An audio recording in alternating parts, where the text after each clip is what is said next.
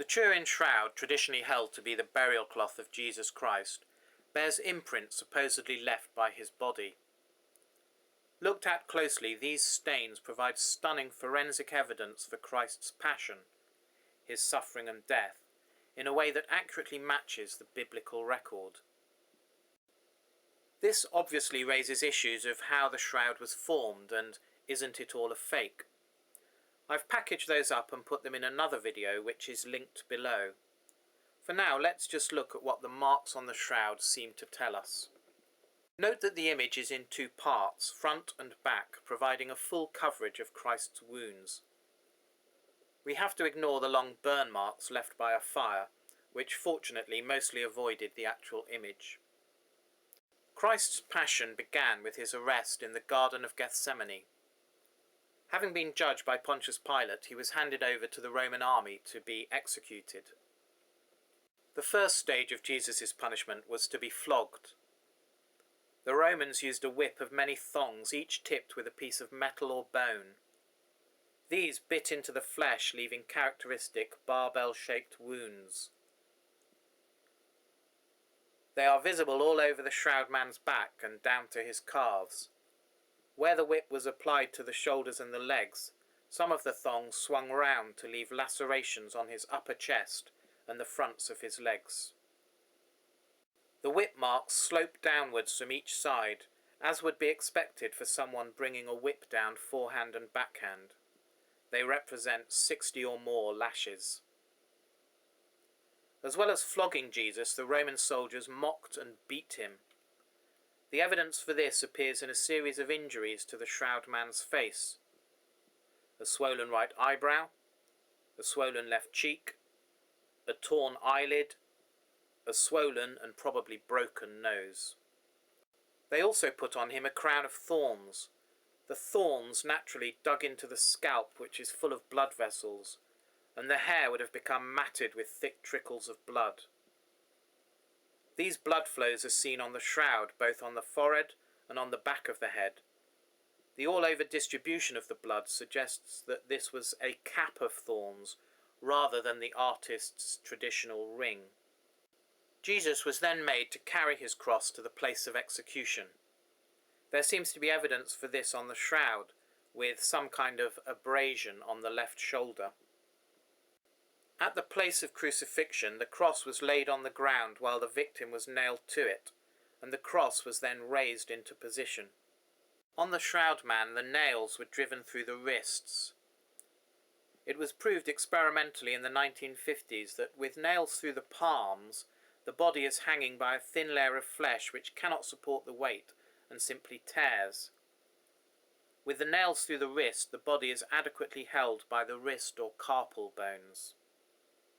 The accuracy of this detail, which was not appreciated by medieval artists, is one of the strongest indicators that the shroud image is of a real crucifixion victim.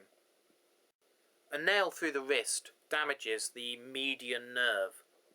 This would not only cause excruciating pain, but also makes the thumb retract into the palm. This is reflected on the shroud, where only the 4 fingers of each hand are visible.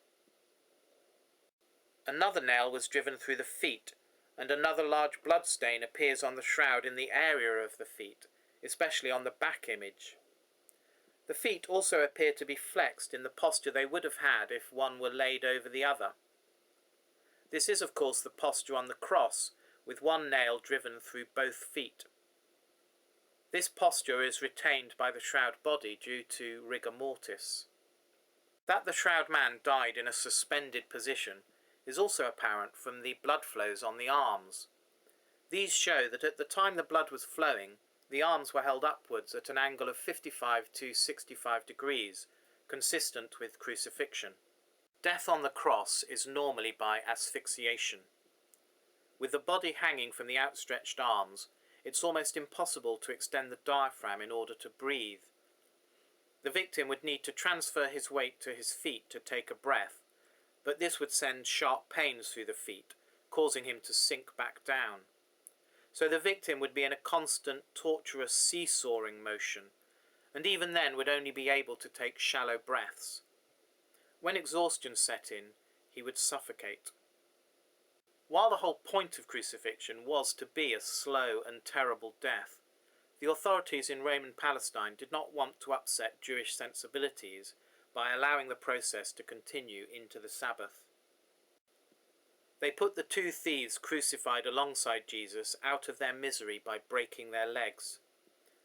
This meant they could no longer lift themselves up to breathe. In the case of Jesus, the soldiers found he was dead already, so they did not need to finish him off. And the shroud man's legs are not broken.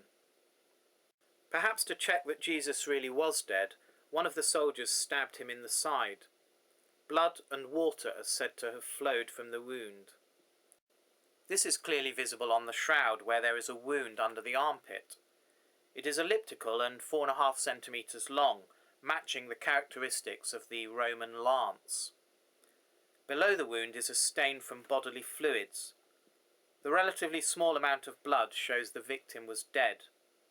And since it has flowed downward, the injury occurred on the cross, as the Bible says. These are all clues to the manner of Christ's death. It seems the trauma of scourging, beating, and crucifixion caused his chest cavity to fill with serum. This constricted the heart, leading to a massive heart attack, and avoiding the usual death by asphyxiation. When his side was pierced, the clear serum flowed out with the blood, giving the appearance of water. After the shroud man was taken down and laid on the burial shroud, the movement of the body seems to have caused another loss of blood, which flowed underneath him, collecting in the small of his back. So where does all this leave us? Two things. First, the parallels between the shroud and the biblical account of Christ's death are detailed and numerous. This is unlikely to be by chance. The shroud man either was Christ, or was someone killed in deliberate imitation of Christ. Something, incidentally, that would have been no mean undertaking. Second, the shroud markings attest to horrific torments and an agonizing death. This is the reality behind the gospel story. In this light, the authenticity of the shroud becomes almost beside the point, at least as far as Christians are concerned. Whatever way, it is a witness to the suffering of Jesus Christ and the barbarity of his persecutors.